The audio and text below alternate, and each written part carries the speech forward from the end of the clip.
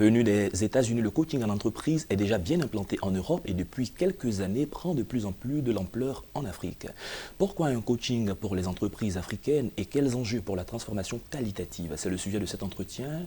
Et bienvenue sur toi, monsieur Raphaël Tchomnou Ngachop. Il est coach conférencier certifié, coach formateur, conférencier certifié, directeur exécutif avec The John Maxwell Team, expert en analyse comportementale. Bienvenue. Merci infiniment. Avec vous, monsieur, nous parlerons du coaching et transformation qualitative des entreprises en Afrique. La première question, peut-on ou devrait-on se passer d'un coach? Alors, je dirais simplement que autant une équipe de football ne saurait se passer d'un coach, normalement, dans la vie courante, une entreprise, un individu ne devrait pas se passer d'un coach. Alors la question, c'est de savoir qui est le coach.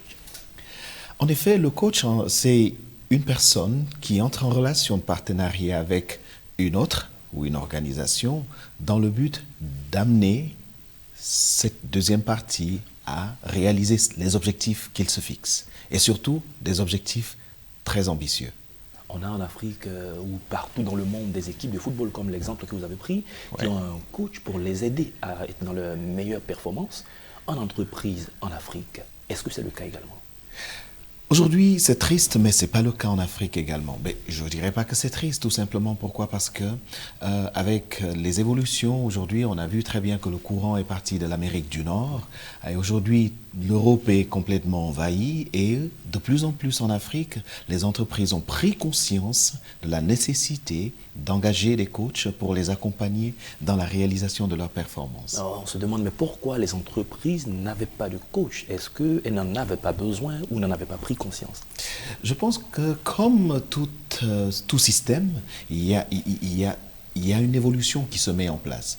D'abord, premièrement, il y a un besoin, il faut répondre aux besoins. Et pour cela, on crée des entreprises pour répondre aux besoins. Et justement, tel que vous avez vu, l'évolution de l'entreprise depuis un moment donné, même l'évolution du travail, on est parti du taylorisme. Aujourd'hui, on est davantage avec des modèles de plus en plus complexes pour la dimension humaine de la qualité du travail rendu au travail. Et c'est quand l'homme intervient dans le processus et de manière forte et que la place de l'homme est davantage valorisée que le coaching prend la place. D'accord, faisons la différence tout de suite. Il y a des coachs qui sont en entreprise et il y a des coachs qui sont des coachs professionnels. Quelle est la différence? Je dirais effectivement en entreprise, il y a des organisations qui en leur sein ont désigné des personnes effectivement en interne pour coacher les équipes ou encore pour coacher des individus, suivant des sujets de performance spécifiques. Et maintenant, le coach professionnel est une personne qui est formée et qui normalement fait un serment et qui respecte les règles d'éthique et de déontologie dans le processus d'exercice de son métier. Et par conséquent, donc justement, il vit de son métier et en même temps se donne pour mission d'augmenter de la valeur à toutes les personnes qu'il rencontre. Prenons le cas des entreprises en Afrique. Quel est le rôle ou les missions d'un coach pour une entreprise, un coach professionnel? Pour les entreprises en Afrique, je pense qu'il y a une seule mission pour le coach. C'est l'objectif, atteindre l'objectif fixé par l'entreprise. Ça veut dire qu'aujourd'hui, un coaching n'aura de sens au sein d'une organisation ou d'une entreprise que si le coach a pris des engagements formels par rapport à un objectif que l'organisation se fixe. Et justement, son processus va amener les hommes de l'organisation à adopter des postures et en même temps à prendre conscience du potentiel qu'ils ont pour pouvoir atteindre les objectifs que l'entreprise et que ces individus se fixent. On a en entreprise des responsables des ressources humaines, on en a qui sont chargés de la formation. Il y a le PDG, le directeur général. À quel niveau de l'échelle se situe le coach, pour ne pas qu'il se substitue en qui il n'est pas vraiment? Je vais dire que chaque fois qu'il y a une équipe, chaque fois qu'on a en main la gestion d'une équipe, on a besoin d'un coach. Et même sur le plan personnel, pour son efficacité personnelle, on n'a même pas besoin d'être un responsable d'équipe pour avoir besoin d'un coach. Il suffit simplement que votre rôle au sein de l'organisation ait un impact réel sur non seulement la qualité, mais la quantité des résultats qui sont attendus à la fin. Et naturellement, vous avez besoin d'être coaché. Dans les organisations aujourd'hui, même lorsqu'on parle des formations, on va davantage vers la transformation des managers en manager coach ou en leader coach. Ça veut dire qu'en même temps que je suis manager, j'organise mon équipe, je planifie les actions pour atteindre les objectifs, je suis un coach pour mes collaborateurs. D'accord, très bien. De deux entreprises, une d'entre elles a un coach d'entreprise, un coach professionnel, et l'autre n'en a pas. À quel niveau peut-on observer la différence? Écoutez, ça va être très clair. Vous allez observer la différence sur les résultats, essentiellement. Et en termes de proportion, et je le dis toujours, avec tellement de certitude, les résultats sont multipliés par 3 au moins. Même entreprise, même contexte, avec les mêmes produits, avec les mêmes services, avec la même cible, les résultats sont multipliés au moins par 3 pour l'entreprise qui s'est pris les services d'un coach. Et pourtant, le coach ne va pas coûter 3 fois les bénéfices. Oui, parlons justement des résultats. Quels sont les indicateurs à partir desquels on pourrait évaluer la performance du travail d'un coach sur la qualité, on dira, des résultats? Effectivement, je pense qu'il y a une chose qui est claire, c'est qu'en effet, le coach s'approprie le résultat de l'entreprise. Je veux dire qu'à un moment donné, le coach n'a pas un résultat qu'il poursuit, n'a pas un objectif qu'il poursuit, qu'il soit différent de l'objectif de performance de l'entreprise. Donc ici, nous parlons essentiellement d'objectif de performance de l'entreprise. Ça veut dire quoi?